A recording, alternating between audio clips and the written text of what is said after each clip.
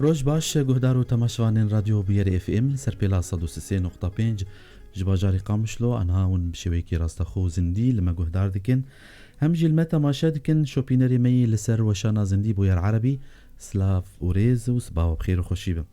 شخوا وکو هر دو هفکاری میجین ده دست پیکی ده داد دیار کرن کو یکی میوانی ما بجی اج دی ساد دم دیار کرن کو برز ادریس مراد میوانی خلکیه جشاما پایتخت انها لور حاضر دناو مالا خوده ناو دوستو مروین خوده یه پیناسینه که به میوانی خوشی امی بدن ناس کرن بری کم بخیرات ناوی بکن شخوا روزنامه وانه همجی نیویسکاره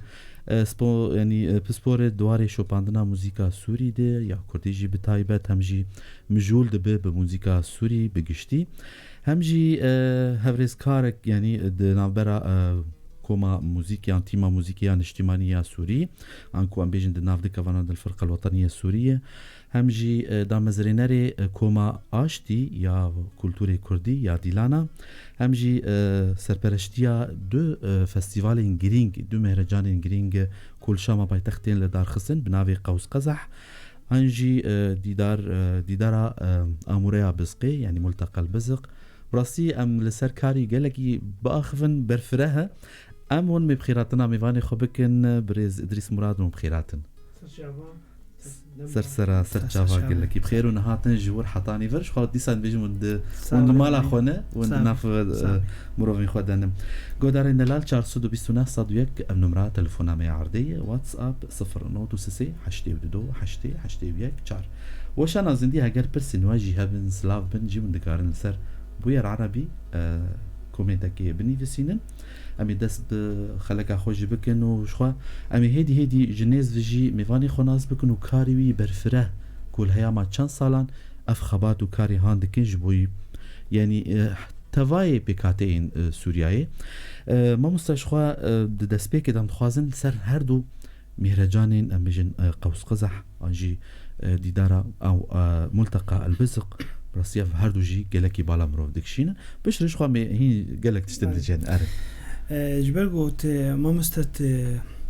تجي استرامبيجي فخوياي انه بهتر خوازي كي سرفام هردو مسألة هني بسكني بس يعني تايبتي مسألة انه مثلا في هردو مهرجانا انه تشتكي عمليه حياتنا مسيرامنا شغل بشكل عام يعني از نفيس كارم صحفي ما بريها تشتي وسيزا صاله وفرده فالكر انه از متابعه موزيكي موزيكا سوري بشكل عام ف خلال في شغلي خو من قلك انه از المسارح حاضر مشانوا حاضر بوم درا حاضر بوم اف كونسري غوتشيد بون جبو يعني بري حربي قالك كونسري عالمي السر شانوي سوري شيد بو يعني تايبتي الشامي فجبر في مساله انه من تمديت انه تراثي حموم ملتاتي سر شانوي شامي إلا تراثي سوري وخياناك يعني أري فجبر في مثلا هني از فكريم إنه از شيكي بكم إنه از في تراثي مثلا روجكي كومكي روسي آني بون كومكي هندي دربكي آني بون يكي أفغاني آني بون وأف آلاتي واي شعبي تبوارا بون عزفان دون وعالم جوارا شبكات داو وقلك عالم بوارا متفاعل بين فمش أنا از كصحفي إنه از سرف موادا مقالات سرفا وحفلات دنويسم وكونسرات دنويسم طيب مش خوري قود جبوشي تراثي كردي سرشانواتن بله اف اشتغالي قوشتر بيجم بري نيزيكي 16 صالة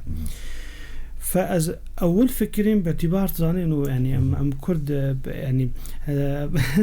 يعني على مكيا ما فارق بهندري موسيقى ده آلة طنبوري آلة بقلمي آلة بسقي وانا فمقو ازي مهرجان كي آلة البزخ رشك بله هنگ يك الدكتوراه كبو مديرة دار الأوبرا نابي حنان قصاب حسن أوجي أصولي كردة بله يعني فمتشوف فكرة سر عرضان كيف يقول لك شوف فكرة هاد قلت كي مشجع بوسبب مثلا قلت من قو دريس يعني براستي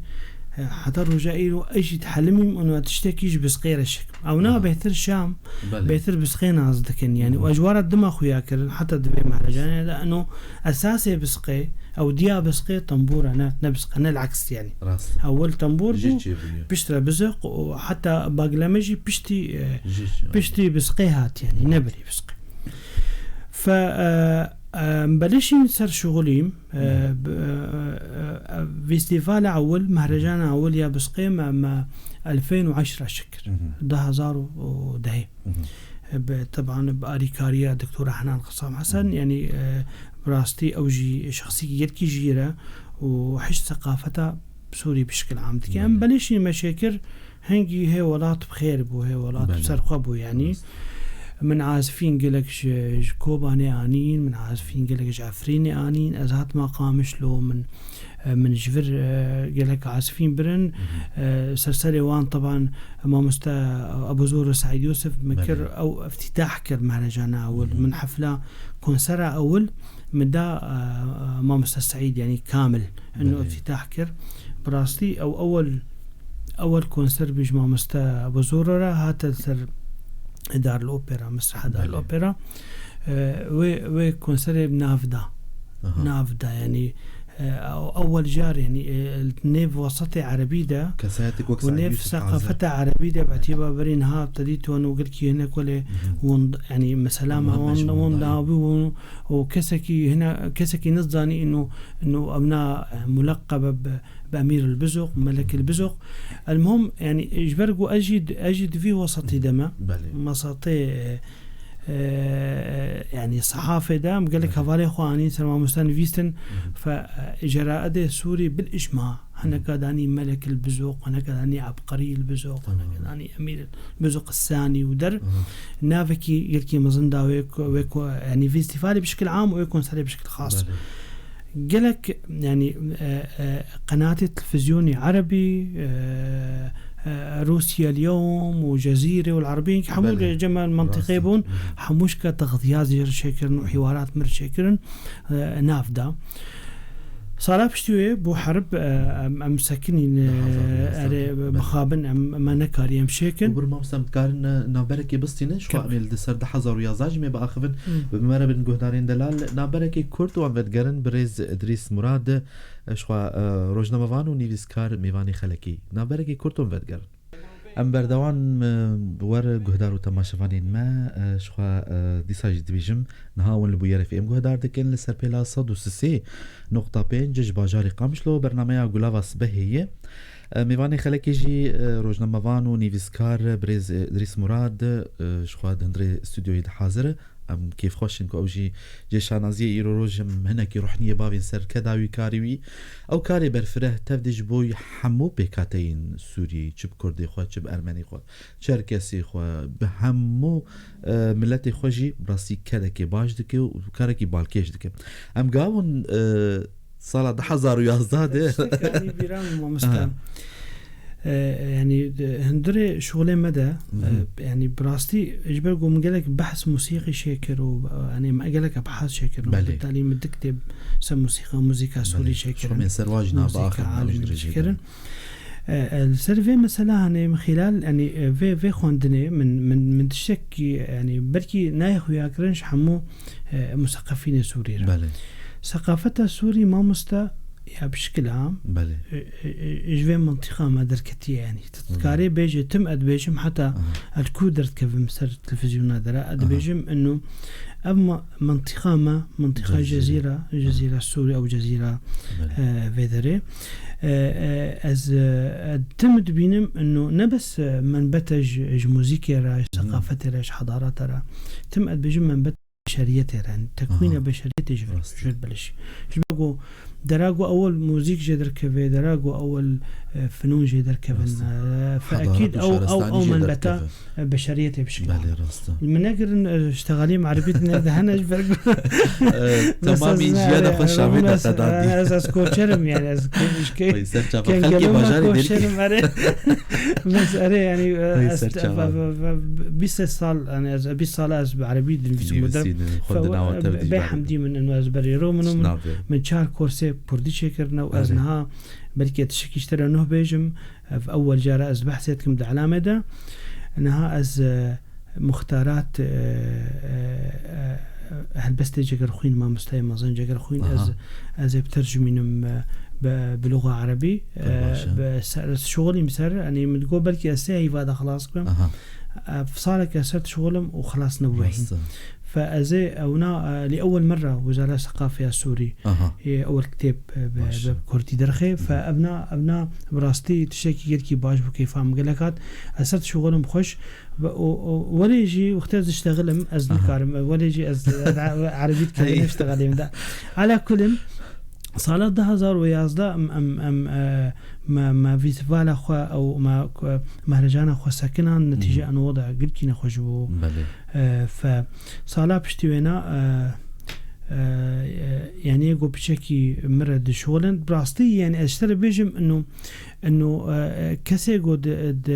دواري ثقافتي الشغل الجماعة كسي قد دواري ثقافتي بشكل عام شغلن قالك شخصني وقالك از مخابن از بيشتغالية بيجوجي بس قريداية بيهتر بعلاقاتي الشخصي ودرافة يعني او قناعاتي يعني كسك ولا استراتيجيك فكري جمعتنا از بحثا شامتكم طبعا جمعنينا انه بيجي امي مثلا امي برنامجك شيكن برنامجك شيكن حفاظ سر تراث خوبكن بشكل عام تراث سوري بشكل عام تشجع جمعنينا حمو مسائل يعني شخصا يعني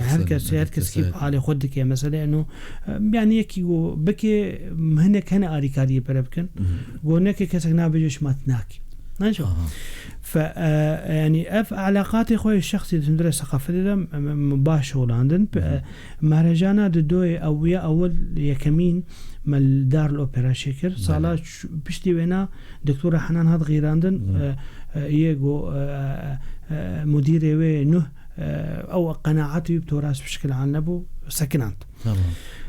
فيقدنها مبري خدا جهة قدن يعني ما اشتغل بالمتى مثلا شخص أنا أرينا زيتر يعني كان بالدوام يعني فمبري خدا مديرية مسارح والموسيقى مديري عماد جلول حتى نهاية اوینا شمره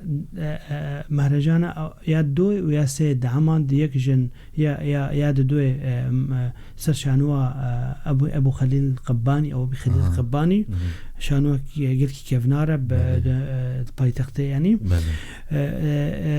ويا سياش مره مجمع دمر الثقافي شكر ابناء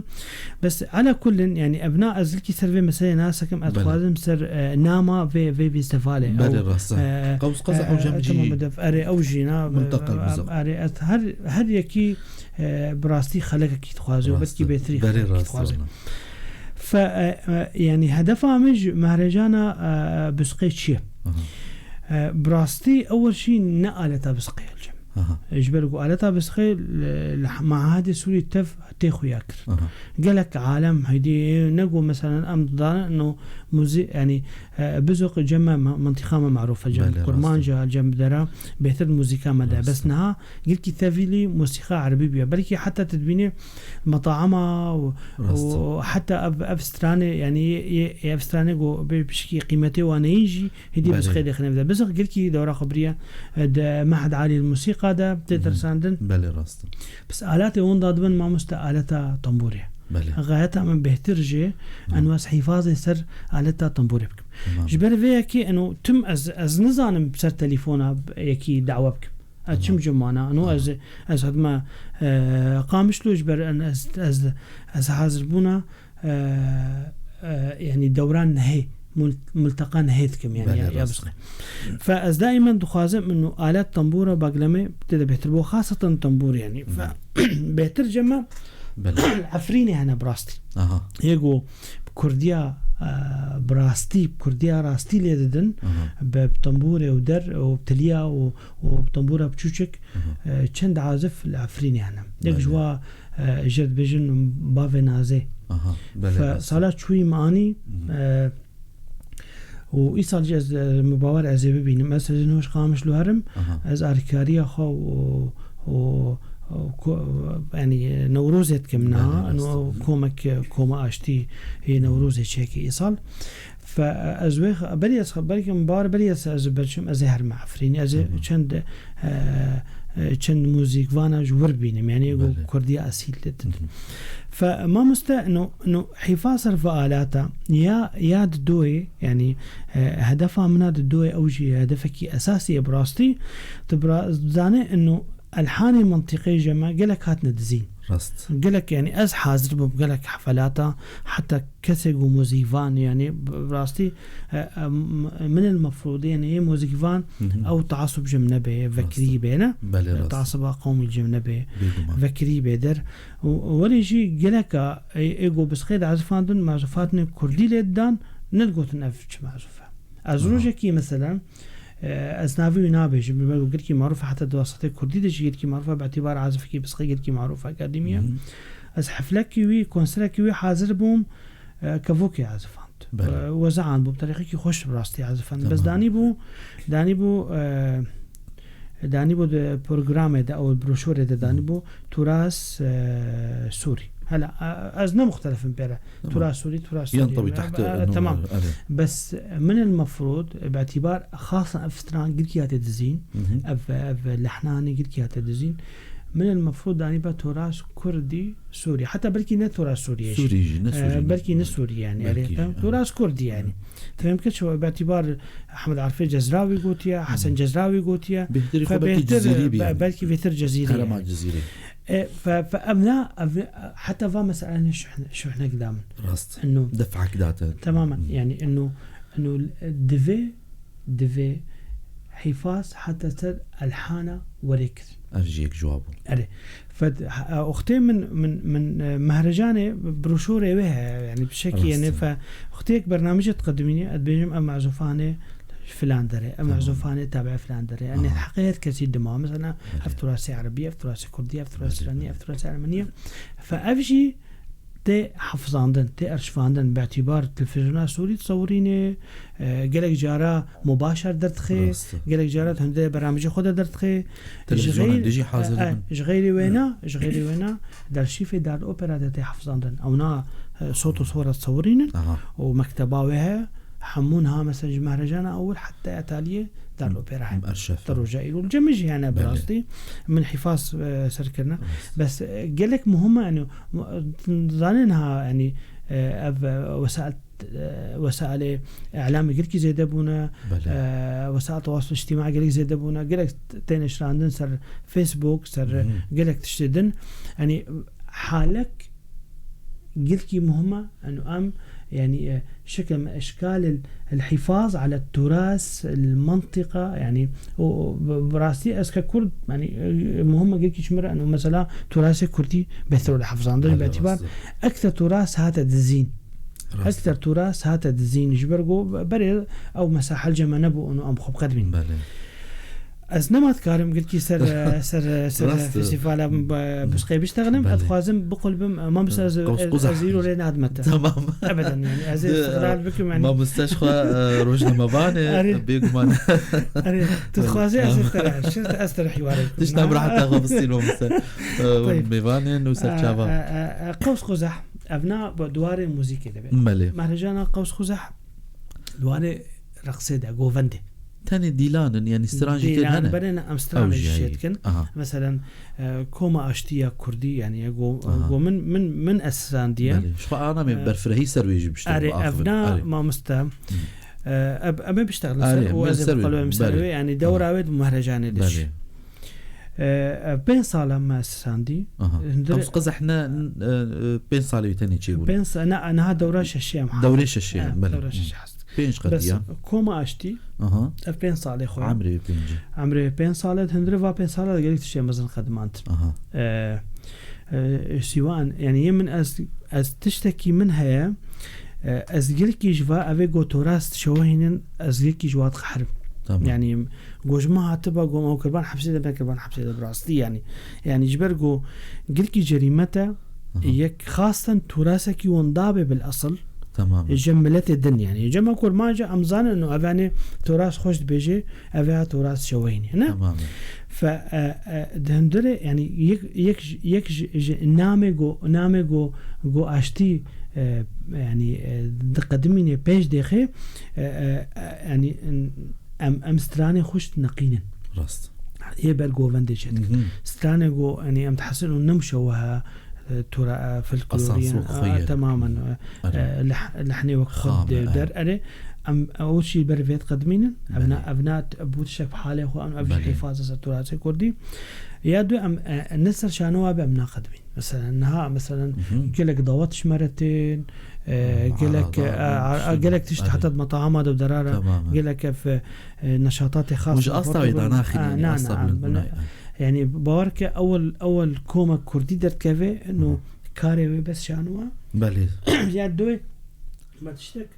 2017 ده هزاروش حفدين ما قدمان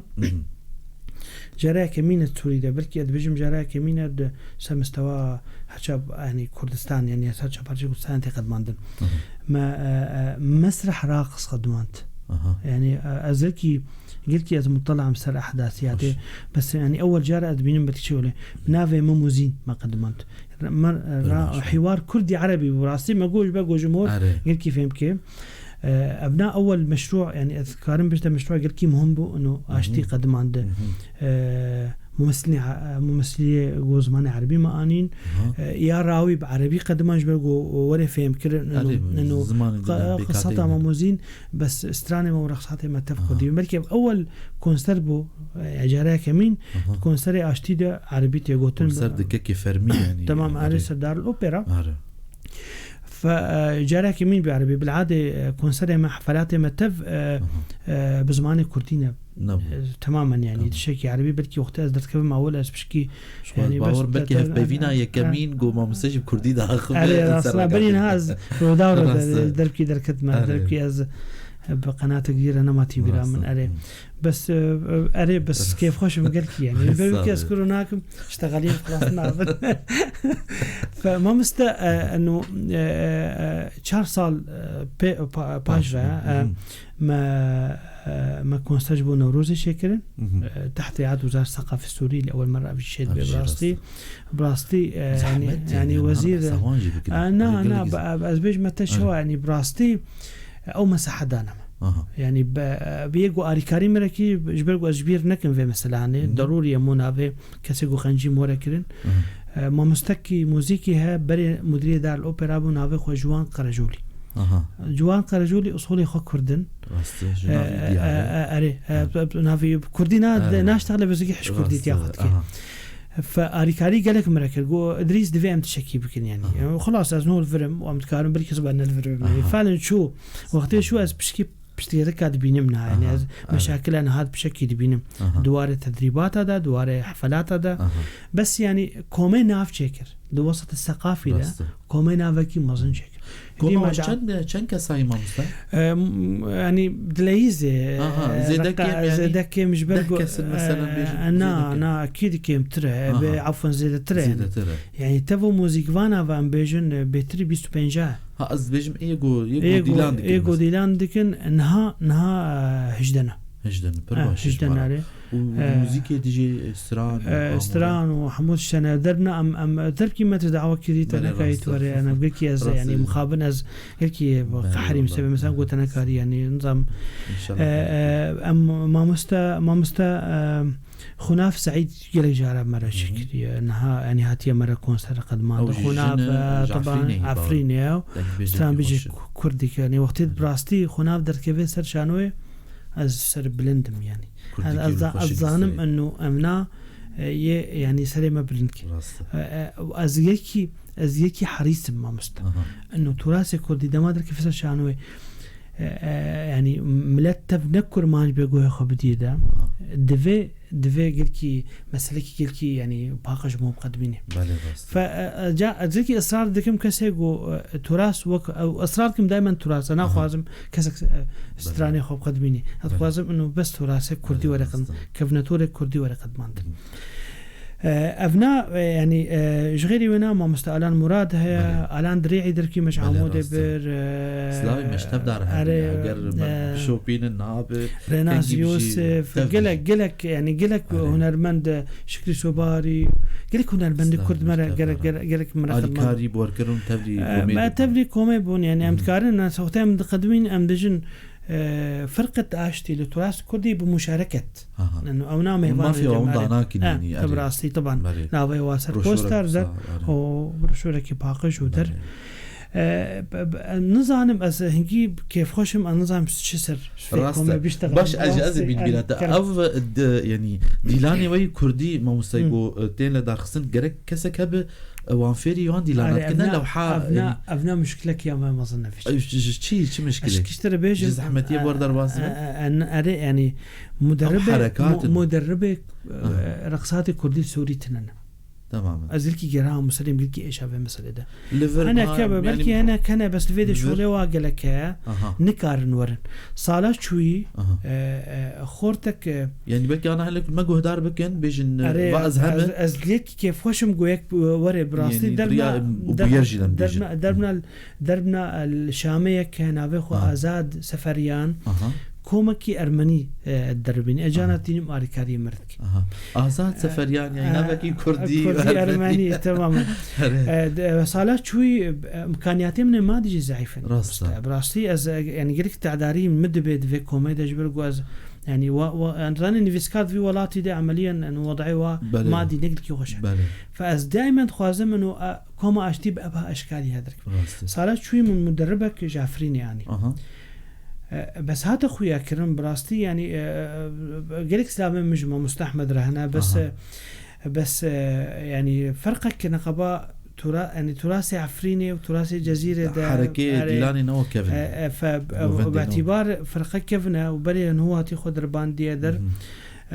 بيشك او فيدا ولا ما ظن الفرقين ابو تظن شو بس شغلي ورا بازار وجابار شغلي ويعني قالك وبجلي كرديش شو قدرت كاتب ما مستا شوال سر وشان يجي ديار دبني يقول ما جهدار دكن او جهدار دكن كرديه وديلان كرديه وجلي كرديه بجلي ناب ابد واف يعني امبيجن دروت ناوان ما مسرنا باشا ابي قال لك ازنا خاص ابزي دريش مثلا بيشتغل مش برقو تعداري قال لك مدبي بس يعني خورت هنا اري كريم مرت امكانيات انه طاقه كسانن يعني ما مست حتى رجع له كسك بارناك ايش برقو امغهانه مرحله كي انه كومي كردي حمو اري بارتي ادتش راست ابجي انه بارتي وكذا ليه كوما كردي براستي علاقاتي كسكتنا علاقاتي بدريس مراد فقط لا غير كإنسان كصحفي تخوازي كارك يجفي في الكلوري رك وبس يعني مثلا الشامي قلك كومي سربخ يعني كومي مستقل هنا كومي علاقاتي هو بكسكتنا بس يعني مثلا ام تقدمين انه وزارة الثقافة رح حفلك بلي انه هني اري كلمه يمكن هني دعم ابن ما في كونسر ولا يا اري يا نا امجي وغيري مجي يعني حتى رجع له يعني تذكاري بيجي يعني باشا مثلا حفلات نوروزه اول جار ازو جوان خرجولي شون جم وزير الثقافه ام وردتر طبعا شون ابدا يعني جبرقو بزانه اشتري بيجم بما انه وزير موافقه مباشرة موافقة براسي بشتي بازار وجه موافقة ويات معناه يعني السؤال دراسة شيبون أو ناوي أشي دراسة كيف أخويا يعني بس أونا يعني بسباسي يعني سواء وزيري بريفي عصام خليل أو حتى محمد أحمد نها موافقة إنه جه تدريب دامة شانوك دامة وخاصة دربين هذا فأري كريم مرة براستي في مثلا هنت ما بس منك إجا قال لك أرمانجي توهيبية تجوان شالاكية نوا يعني بيج النشاطات و إجا بري خبرنا هنا كي دنافروكا فان مهرجان عنده وكار نجيكر يعني كاركي بيربيروس يعني مخابن لدفر ما افتشت پیدا نابه یک جوانا بيجن خلات كرنا يعني جي تكريم فان هنرمندين مينا سعيد يوسف صلاح أوسي هم سوري وهم كردي يعني صحيح. مينا دياب مشهور شو ناوا وين يجي لسر وشانا زنديج ديار دبن يعني هنا تخوز هنا كي رحني بافي سيرفي كاري تجي افتشك وبالاتك شان تخوز تقارب يعني كذا واجب ديار كلام عزيز كيشتري كلام كده دائما بيجم في جمله هنا اشتغل بيجم دائما ام صحفي ام عالمين بس وتمام دنفيسن بس ام انتقادتك ام هيك كسنه والله معنيين جو غدانا تراث معني طيب از فكرين بدركي طيب شو ما ازناكم شو ما اجوار اجي معني اجي بك افتشتهاني مسألة تكريمة فنانين هي او ساغ جمع تنبو درست يعني جمع سوري ده تنع براستي مخصص في مسألة هنا بكم يعني ديسم يعني سباسيا جوان قرجولي تملكي أريكاري مملكة مثلا إنه يعني مسألة تكريم فنانين دو وجه الجمال أو سي وجه يعني سي ناحية ناحية جه الملتقى بزغ ده ختام ده أشندك تكريمي كسيجو سرفا على تشولي تنافي ما مستصلح وسيجوت سعيد يوسف وقالك جعفريني مثلا جمو سعيد من رمضاني عمري بركة عجب جنبش ناف ناينة بيرامن بس براستي يعني بهتري بازده هنرمندي كرد بكرمان مهرجانا بزغده بازده ساسري وانا سعيد يوسف صلاح أوسي بله وزعيم كندش براستي زعيم كندش دورة مرة دركت مهرجاني كعازف بزوق من طراز الأول براستي خلكي كوباني بس خلكي كوباني براي باران وشو وانا براي وانا بس خابن مر بري صالاق ومري من مهرجان تف منافي فكر انه بعربي بيجم اهداء الى روح الفنان زعيم كندش عليه ما في شيء هنيجي كر براستي يعني عليه ف يعني ابناء جاك ومهرجان قوس قوس حدجي اشند هنرمندا يجو علاقاتي بتراث سوري بشكل عام يجو كيفن كسك وناسنا كبر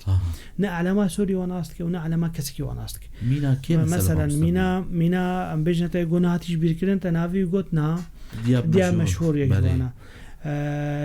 اشتراس سويدا اشتراس جولاني اشتراس ساحلي اشتراس كردي حدث لا يعني مثلا مثلا يكون هوتي بيرام خناف سعيد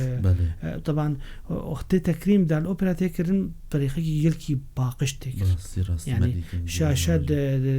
نيفا صالده فيلم كيستر شدكم بستران درت كافي سر مسرحي عفوا بصير عفوا ولا بستران درت كافي موسيقى درت كافي نيف موسيقى فاني كرده خناف نهال بيرامنا براستي خناف سعيد مكرمان ايش غيري وينا حفلات بحالي كونسرت بحالي تكريم فناني رارا ازيسر بشكي تكريمه سعيد مشاشك تمام يعني قناعتك من الدنيا يا مامست نها تاليا عمري وديع الصافي تاليا عمري صباح ابناء بلقوا مجالس اعلام جدا ادبيجم صباح فخري وديع الصافي صباح يعني. ابي قدرت كيفن سر مسرحي يعني يك مخابن قلك يعني تعداريكي نفسي اللي تكرن وقتي وادبيني ابناء بري شالبون تمام وتدر كم سم نهادر كم سم مسرحي ادبينم كيما يتحقق وادا كيما يتحقق وقدرت خي هو قدرت خي عشان اف شخصيات مفروضه مو هدي بس يعني بس اجلالي واحترامي جواربك بس اجبر فيك براستي از قالك دجي جو ما موسى سعيد فيت علي درك فيسرش اجي فيش تعالي بيجم بقصير عفو كنجي باول جاره از بيجم ومش ما موسى سعيد رجع قوتي افشتال يعني ما مستا 10 بين صاله فرده مفروض انا ما مستران قوتبان يعني تماما 10 صاله فرده مفروض بين صاله فرده انا ما عزفان باين يعني حالك مظن هرمك مظنه ما مستا اميره بسقيه حتى رجائي وكسك وكوي سر بسقيه ندركتي بله اف هرما هني دویم هو حفاظي مين يسسري هرم مو حفاظ سرك جبر ويكي من شواجره تكريم شكر من اشوم جميل لبناني طبعا مالاوي ما هناك أعمال هنا كرمانج نظام كرمانج ما نظام شيء أعمال آلينا موسيقى صرف بس موسيقى بدون ستران بأوال بستران يعني فما كان أعمالنا قاندن بهتري عملي وينا بريف عمل زيادة رحباني بربون يازده جو عفوا يازده جوا زيادة رحباني بربون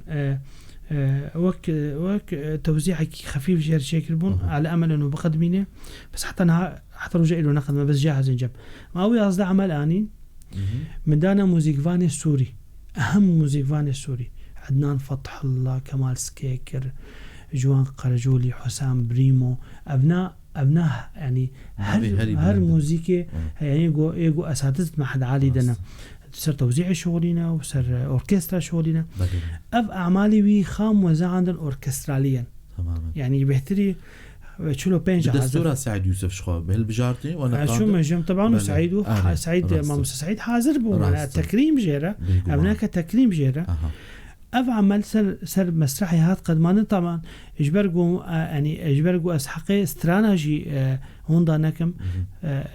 يعني فقرات تاريخ برنامج ده مدخور تاني استراني سعيد قوتن ولا وك مجموعه ثانيه مشترك يعني وبنفس مجموعه يعني نفس اوركسترا فأف اعمال هادنا وزعندن اوركستراليه يعني بلغه عالميه يعني او اعمالنا قول فيينا ورقه باندن عالم جو خبديده اف عالم قول سعودي ورقه باندن عالم جو يعني حاجز لغه دنما أب عمالي قافك برباشو تماما طبعا ما دي حفلة قد ما انتج هر حفلك غير أعمال يعني سه أعمال هر بازا ما قد ما عندن يكسر دار الأوبرا يكسر مجمع دمر الثقافي أب عمل نيرينا من ده يعني بلكي الشكي مظن بيجم بلكي عالم بارنا كنيرينا من أب أعمالك وهاتين وزا عندن وشغل يقول ما سعيد كدي حمو كيف كده أو كيف كده يجبرقوا شغل سعيد أم تفكر ما نزانن أو أم قوي خد ندو أم زانن نشكريه بسبب عمله هني يهرج عالمير عالمي بزاني موسيقى فاني كردها كاري عملك موسيقي شيكي بزمانك عالمي تزاني أبناء أفيك جيبو ما كر عليه جغيري وانا يعني حفلاتنا وك مثلا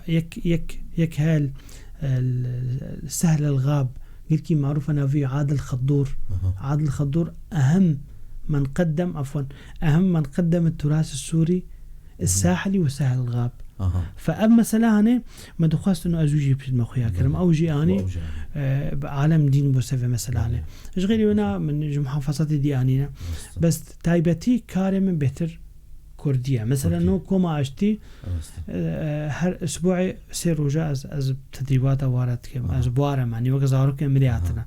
يعني أوقع شغلي ما أوقع نفيسا ما بس بخوجي رفالة كده براستي وغير تعامل بلاني بيجي ليرة تعامل زحمته كده وأوجي كاري وانا دخويني جي بريوان مخند كاري جي أزباوري أري حمود جامعي دا دخويني سلامي بجندامي كوما أشتي تردار هنجي غينا الديل دا السايا بناف حمونا البيرا من حمودة أبناء يعني جوان جهاد حموشك جي براستي أري أزناف حمونا البيرا من براستي بس يعني سلافي حمو تفجي زاروك من تبع حزلك يعني سلافي مجوارها ما مسانا كي دناف أخفتني خود وبحث كرجي يعني مثلا هنا كده ما ماجي كرت ماي برسي ماجي قالك يعني براستي لأمي كنترول المكان دم كي باش بالسنين وإنه أوكي ددن باش يعني دم بمر هي جبر حرسر ساعتي أوي هي هنا كي يعني ميكانيزم ودانو ستاندنا يعني أمبيجن أري كرنا وقبول كرنا وزارة الثقافة دناف دكوان العربي تدي بعربي بيجنوا له أري كرن يعني ترحيبك جالية وانهات يجي دناف جري أمي بحثا زحمتي أبكنوانك زحمتي وبحث كرجي يعني مسألة ترخيصي وأري كرنا أم تخاز هنا كي مسر فيجي بآخر ما أستاذ بيجم يعني بما أنه زين شواشيد مثلا إما أغلب حفلاتي ما بريا دار الأوبرا دار الأوبرا على قيمة بتشكيتنا أما مجرد أنه جوار قدمين دار الأوبرا متقدمين أنه أما في حفلة هنشكل او حتى كردي هذا خويا كان براستي من اول شيء ضمن قوس قزح سوريا ده مقدمات تمام. يعني مثلا دما از بجم مهرجان قوس قزح سوريا ارمن وسريان واشور وعرب وشركس تفتد انا معقول انا كردي تتنبي تماما. طيب شو ضلع ناقص احد اسباب بدايه احد اسباب انه مكوما اشتي اساسات انه دفيش برغو ما كنجي في استفاد شكر 10000 ويا زايده 10000 ويا زايده نمكاريش قامش له كومك بكومك يعني مظن زحمته ومنه كاريش عفريني بين فأفكرني موج ما شامش هناكم يعني كشكي كرده بو معهد عالي الموسيقى دخنت قانون آري كريم بركر نابي سوزدا سرحان خوا هنرمند آري سرحان وبراستي يك ديجي يعني نابي خوا جان ايش كوما اندامي كوما الزرافة يا عثمان صبري مركز عثمان صبري للثقافة كوما كياويها ناوي خجان ايش او نام مدربي وابي او جهه داري كريم مركز تدريب خورتا بجبقوا وقت تنقبو مشش خورت كرداني كوچراته ما بونا ربازان بري حج غوفند دكنياري اري بزانين يعني حركاتي وسيفيك بون عالمين والسي مكاريه السي كشكابين كشكل جمع بشكي فيتوين براسي خاصه نيغوتين جامعه واد خوينن مسيكه شك انين او تفلي وابون بسيكه شك كيم دركتن جمع من مش فرقه اميه انين او تراث قدمين او زود علم براستا نكها كردي حركه وهذا نبو بس يبون هاتو مذاكرين نيف نهاده زين شو اول جار معموله بلشين يعني فكم اختي منيفا منيف قوس خوش حدا كسي علاقه خوجيناني بس مدير الدار صالة كامل او بالمتا شش هي بري مهرجان يبون شش هي جهه خاص دائما مختلف بدربين ابناء جهه كي بينه فرقه كي بدربينه تكاليف ويجلك زحمه صالة بشتي وينا ديسا بريا دار الأوبرا ديسا يعني ما نوروش نكر أو نكسر يعني مش وقت تفكري مدوق أكيد قبول لك وأشوف خد بينهم بلاها وسري خنايش نمجلكي وبلكي بيجن فرقنا ما أقدر مجدف أم ديسا قوس تاني مقدمات بيشتى مجوانا قول طيب شو ما مناكن يعني مجوان خارج لقو كامل بقدمي وزيرة ما طلبت كل وزيرة أري طلبت كل وزيرة وزير الثقافة بشتي أسبوعك موافقات إنه يصير أمن نوروز الشكل فكوما أشتي الشهر صالو فردة نوروزي من رعاية وزارة الثقافة الشتكي بدون أي مشاكل براستي وتشكي بيجن بلكي تبارنك حتى رجع إيرو كسكش منا قلتي تشتكي نتنا بروفا ونتنا حفلاتا دركي وزير حاضر بو بس شو منا قلت بس أجبرقو أم فهم بكن كان ستران شد بيجن يعني فجوير وجيفا أسيدي ستران الترجمة نمسا شاشة دما ستران كرديتي قلتون أجبرقو عالم فهم بك يعني بيتر تفاعل برشيد به كاري ما ثقافته ما مستا كاري ما سياسته في ولاتي دي بما تديري سياستي عالم قلت لك علاقته خوشتناينه اكيد يعني مهما من براسينا وازبرزين انه والله كافك ام كردي تقدمين مهما من انه از تشخاص بكارم اجفي كفنتوري بقدمين في تراث قدمين تشخاص بكارم از في تراثي ارشيف بك مهما منع ولا كصحفي اشتغل يعني كصحفي انه علاقاتي بيتر موزيك رانا انا مهما من اول واساسي ازفيت قديمين انه والله از نقد كي مبهور مختز كوميك كردي سر شانو كي بيشكشتكم يعني نا بهتر از دورتر فكم يعني مثلا انه حموات اشفاند صبا بشتي ده صالان تبيني انه مثلا انه شخاصي وري قلكي مهمة انه اف تراثي هاني بشكل كي باقش هذا صوراندن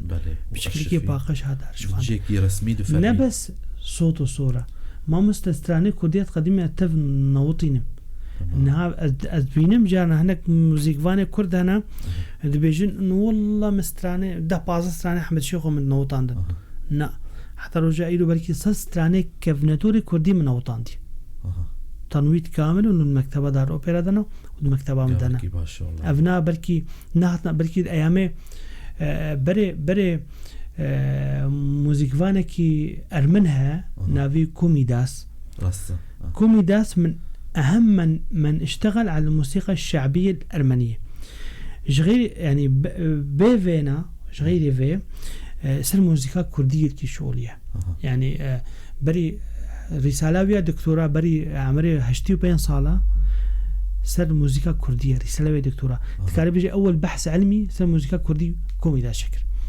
باوركا أفستاني في الكلوري ما نوطان دي جاي من كوميداز فنادنا نوطان دي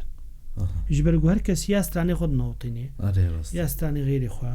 ومسألة تشكي بيجم نظام هناك جماعة الزبن أنه أز دائما بيجم دما ثقافة كباب خدمتها سياسة ده تعدالي لك ثقافة به بس من المفروض سياسة أو خدمتها ثقافة ده جبرجو أساسا ملتها ثقافة بري سياسات نبو بري ستران هبون بري أواز ولحن وتشتبون بس سياسات نبو بري أحزاب نبون بارتي نبون مانا بري كوام بتشن هناك يلسر برهمين وبرصا داوي دواري موسيقى ديجي شخوا يعني براسياس ولا اسكار فينا نافي ستونا هاف بيفينا ما يعني محور او النقطه الاهم بحوارنا وك ونمجول دبند موسيقى ده مهتم بناف دكبانا بعربي بيجن بموسيقى تراثيه سوري حمو بيكاتين خوجي دنرينا ود ما مستا شو بري مدرباس مجي هناك ماخذين سر ولا نقطتين هبون ام سر اخذين موسيقى كردي دروشا انا ده دتشروشي دجي نارينا ود يعني باش بوجود دبل براسي اجناكي كسكي وقوا في برس في بدك اسناد برينها متناس نتكري برينها متناس نتكري از تم از في حال بحث از ديارم انه كسيغو تراث كردي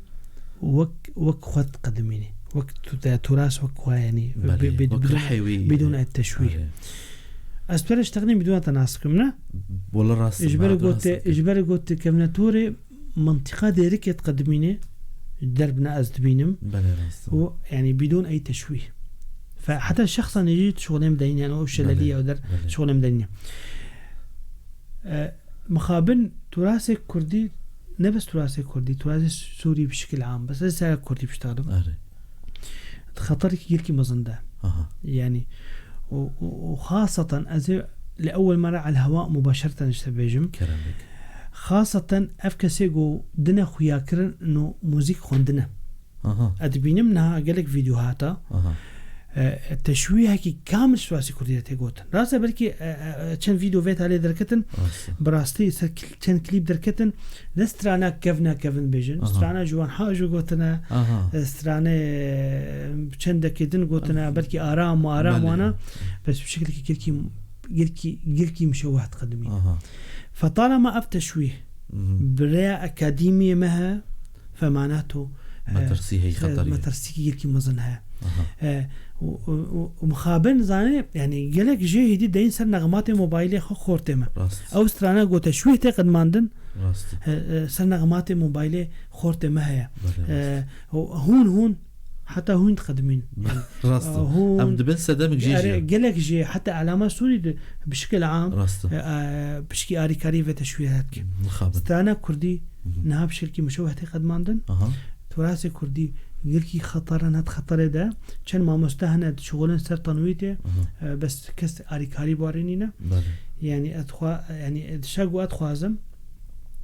إنه براستي لجان شبين خاصة الفيدر يعني الرجعة ضروري جدا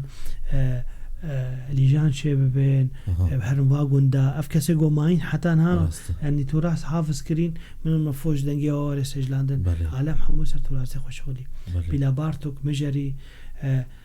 خشدوران أرمني كوميداس أرمني أبناء قران قندا قندا قران حتى تراث خو حفاظر كده فملتي ما يكون لازمه وجي فيتش حاجي هذا تلفونك بمرتي جريدان لسر نمرة 100 429 صديق الو صباح بخير به بخير به سرسرة وسرچاوا وتشاو أنا ما مستعد قال لك سباس ما لابوريس مستدريس صباحو بخير سرچاوا من الواد حسين مخش وقتها تقول كوميداز فرقة كوميداز عالمية يعني معروفة علي راست وتشتكي وتتبيجي بتشتكي قال لك باشا فيجي بيجي تشتك يكي ختيار عمليه حشتين صال يكي مصري ستاز الفربو شوقي وقتها قلت بيجي اذكر ماجم وكا ازي بيجي كا بشكل ابجي بشارتبون ازي جور بيجي دبي اني وان كنت كرديا وفي لغتي رتانة لا ترى في ألسن العربي ومنزلي في أقاصي الأرض ممتهن وسقف بيتي أعواد على خشبي فإنني لا أنام الليلة مجتهدا على دروسي أقرأ ما حوت كتبي لعلني أبلغ المجد الذي سلفت أيامه بصلاح الدين ذاك أبي. ألو بلي كرم رجع أزبيجم شكرا يا أحمد شوقي يا معلم الشعراء وابن الأمير والأمراء أصحاب اللغة الضاتي أرادوا أن ينهوا تراثنا ولغتنا لغة الأجداد والأباء ما نسيت أصلك وفصلك يا أصيل تذكرت لغة الكرد وثقافة الكرد بصلاح الدين ومن قبل وصفت القائد وزير الدفاع والحربية يوسف العظمة واختصرت ربابي أو سيبت شعري واختيقوا جل قارق برهمالة مقيمة ما أقامت يذكر مصر على الأسد شبالة أبجي أبشاتي وأبجي وكرها ونكرم دكين وندبيجن إنه موسيقى موانات بشير ولو تشي دبي تهاتي تخوازيق ولو بتشكي ولو درخي وسباس بيجورا وجعي مادرا وبويرا قال لك سباس وسعدا وخش قال لك سباس بابي ساميا دستة سابن أبجي خواستنجي خبجي نما سباسياوي جديكن ما مستا دمامة أجر أمل سر كاري ما مستا باخ من جلك دمج مردوي وأوجي بكاركي هاتي روش آوا وشخوا ديسان بيجي هاتي مالا خوا بهاتي يجبو كارنوي براسي كاركي بيروز دك حاضريانا وروزي قوس قزا حد كي د فستيفالي جرينج يعني كارن بيجم سر أستا سوري بالتبعي حاضر دكيش بو يوانا كده كي باش وسطياي يعني جديركي دتش عموده دتش حطاني دربيسي يعني لكو جيك هبه دقارو كاردكم يعني براسيج خاص بحثا كده وبكم جي اسباسي وقويه ليه مخازن هكي برسا خوي داوي زيفينا تبلي هبكم سي برس زيو بكم برسك براسي ما مستا وكو شو دواري راغاندني ديجي ون روجنامه فانن هناك يجمل باخ فيال سر روجنامين كوتتيد نيفساندنه كوفار مجلاتي قوتي نيفساندنه جي آنجي پرتوکین وی کو چاپ کرنجی و یا هری داویجی چه پرتوک دناف ده سیوا دایه مسته پرس کرن پرسک وامس از کورتایی بیجم راستی بهتری 25 ساله از مخواله کیرج نویسر بله از نابج تبدأ بهزار مقالات بصدى مقالات من نویس نسر موسیقی و سر دراما و سر مسرحی و سر گلک تشتا بس اشتاقوا اتخوازن بن ما خويا كرن انه مقالك سر موسيقى كردي نفيستي بهتر يعني نا بهتر بقوا براستيغو هيغو 6000 مقال سر تسكي نفيستي اكيد انا نا بهتر بس مقالك سر يعني هر تشاقوا دهاتك كرن يعني تشاقوا مناسبة كبا مستغلات كرن من نفيست بري از برشم بنفيستي من جريدة بارتيا كومونست ديمقراط كر نافي خو صوت الشعب بله وقت اول بو علني از بلشي مسر موسيقى كردي من الجماعه نفيست اول مقال تيبي رامن مسر شبان برور نفيست شبان برور حتى انها عنوانها تيبي رامن صوتك صدى للجبال والحريه فأما قال أني ولي بداية ولي بشكي وجداني بو انطباعي بو بهتر وجداني بو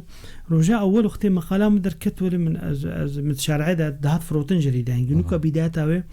بلكي از ربك ساعات ما ولي بعد حسام منو عالمه قلت شيء تحمو زاني انهم في جديدة أري فأز ولي بلشين بشترى جيدة ثورة يا رسمية سوريا شغلي بشتي جيدة صوت الشعب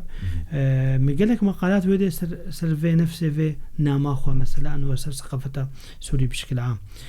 جيدة وطن جريدة تشرين جريدة صوت الآخر مجلة صوت الآخر الأربيل الكردستاني أخبار لبنانية، سفير لبنانية، الحياة اللندنية من فيست تدا، جريدة كبل البريطانية بالزمان مثل فيست،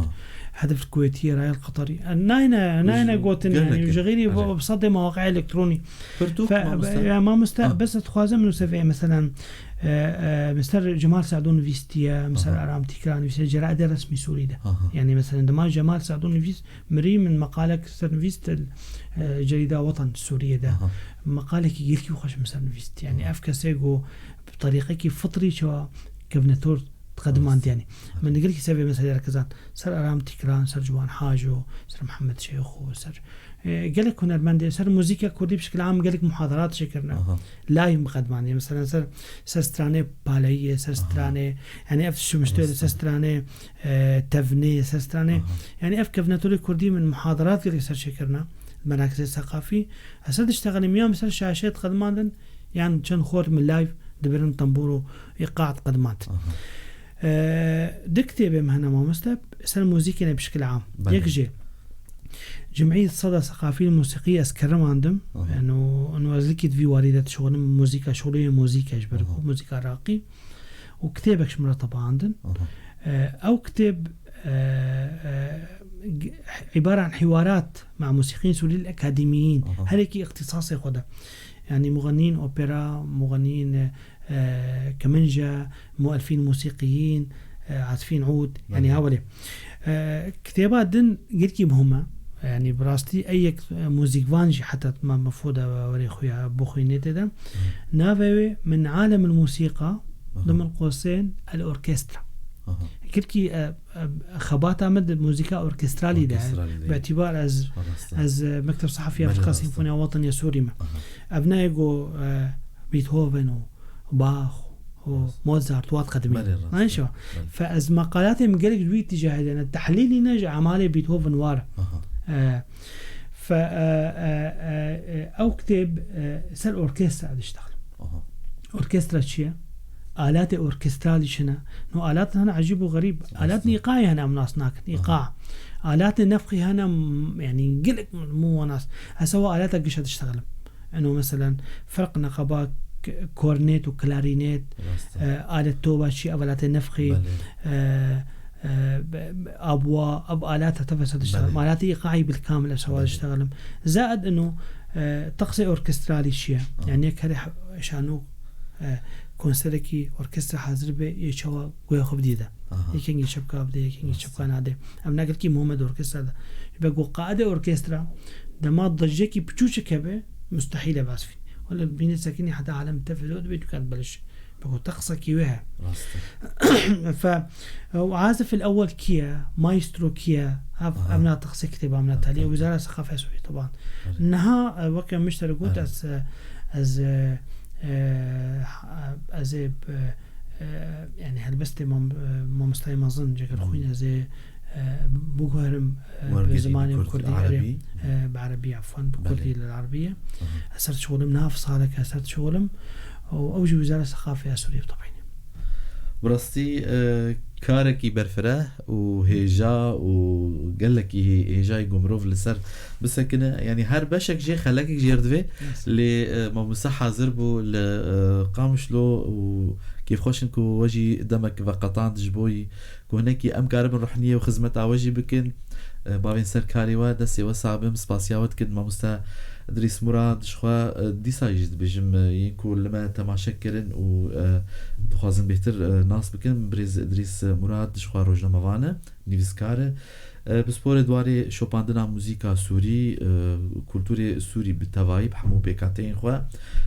موسيقى كرديجي باش لسر خبت همجي هفريسكار دنا برا هفريسكار كي يعني راقي هنر دنا برا كوما الاجتماعية سوري فرقة سيمفونية الوطنية همجي دامزرينري كوما اشتيا كولتوري كردية همجي سرپرشتي دو فستيفالين ياجي مهرجانين جرينج دي سوري جشيدة قوس قزح و ديدارگاها انجي ديدارا اموريا بسقي سباسياتتكن ما مستا ودسي تساوج بو في هف بيفيني بودنك دايداوي كرمكن ام حاضر نكربو ابي حاضر كرم ما مستا بودنا داوي ازي سؤال اشتبك كرمكن ما مستا يعني براستي كيف فهم قالك تي وقت في تراث منطقة ما كوشرات قدميني خاصة مقام جورجينا فقلتنا ما تاري أتخوازم تولي فقرة كيف شو شكل والله ما مسا زورا بري براستي شخوا برنامجي شخوا برنامج فرمي يجي وأفضل خوازيجي جميوانا كي يوسا عزيز نكار يعني منكار نكو بجيني نجي ل أمي برشاي كي بيجي بتشنا بيجي جبوي تماشوانا جي جارة كم مني كي بي في سيستم هان مشكلة اللي بيباني مع عزيز ما مستا براستي يعني بشتي جمال سعدون كيف مش دنجترت سباس جيرز يعني ما جمال شو بس نما يعني أبى كسي يقول هو بورجي وما أورجي تقدمين قلت تشوهين سباس ما مستمع تشتكي برشاي كي جسران دياري ما مستبك وتماشوانا تاني وجوافاتي وليلي وليلي وجوافاتي واي واي باجنا شيرين ليلي وليلي وجوافاتي واي واي مبغولا ما ليلي وليلي قلافتي واي واي مبغولا ما ليلي وليلي قلافتي واي واي بيسكي ورا وليلي وليلي بصحبتي واي واي بيسكي ورا ليلي وليلي بصحبتي واي واي صحبة خوجة وليلي ليلي من جنتي واي صحبة خوجة ليلي ليلي مينا جنتي واي واي سباس ذكي كيف خوش بمنهم امتاني فيدري حوار دس خوش بمنهم سباس يا ودكن قدر دلال امي فجرن برنامج اخوي غلاغ سبه بردوام بكن بهردو هفكاري من شخوا سباسيا ما مستدرج كم كو حاضر بوجي بمربن غلاغ سبه بردوام